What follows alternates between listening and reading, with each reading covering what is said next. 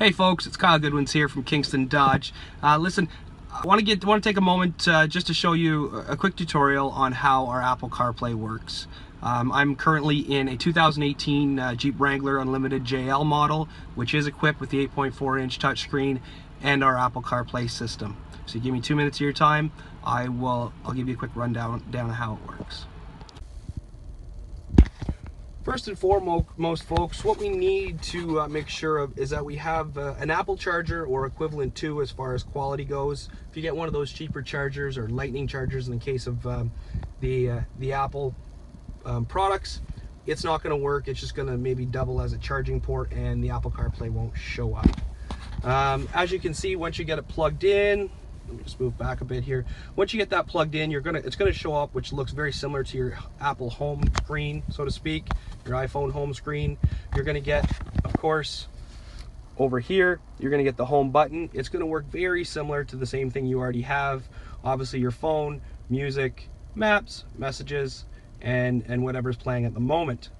In order to make a phone call, either hit that button while you're on the road, or in the case of the Wrangler that I'm in, you were just to hold this this voice command button. Siri will pop up, and I'll do that right now.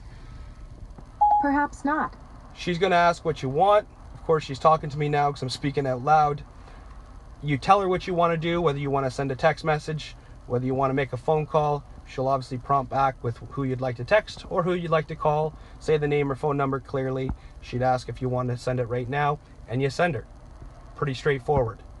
Other than that, you can use Google Maps. Google Maps is, again, you can load it while you're sitting still.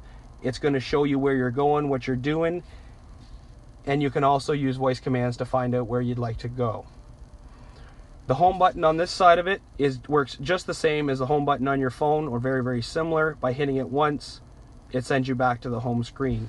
Music, if you have music on your phone, it's going to show you very similar to what's on your phone, what's playing now, the playlist, artists, and you can scroll through and find out what you want to do.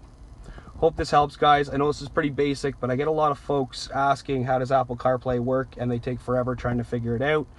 Android Auto, it's also very, very similar. The interface on the screen shows a bit different, but for Android users, it's pretty straightforward.